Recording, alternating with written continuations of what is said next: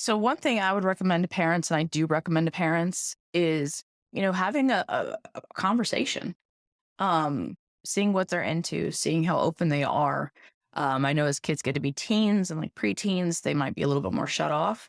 But if you can kind of get in there before that, um, and enter their world, it will allow you a more open perspective into where they're at and helping navigate. Not entering those toxic worlds. Like I know I work with, youth, teen, young adults, and even some of my young adults, have maybe been in a Discord group for years and all of a sudden three people come in and it is just toxic as can be. So we discuss why don't we leave that and create our own?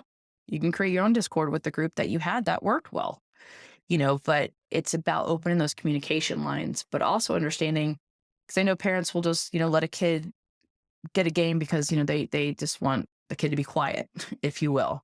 Well, what is the game? What is it about? Why do they like it?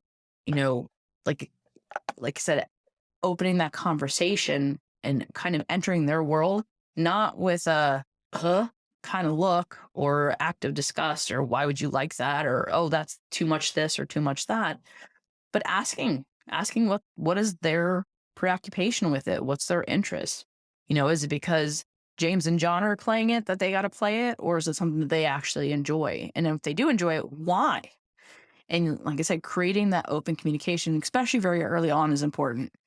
I do find a lot of parents don't like to open the door to the kind of taboo topics and conversations, but really that's what we need to be doing is having those talks because this generation is very open. They are, like I said, with social media, they have access to things that we never did in my day and age, that's for sure.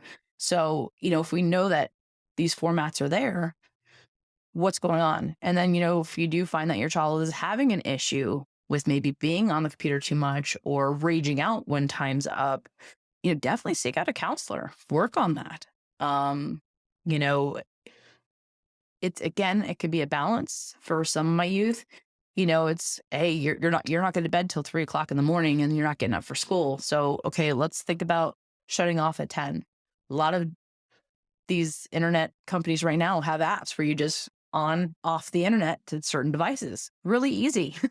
And they might get angry, but as long as you're setting those boundaries, eventually they will pick up on it and realize it. And again, if they're not, then there's something else underlying. Let's get into counseling. Let's talk to a therapist. Let's talk to a psychologist.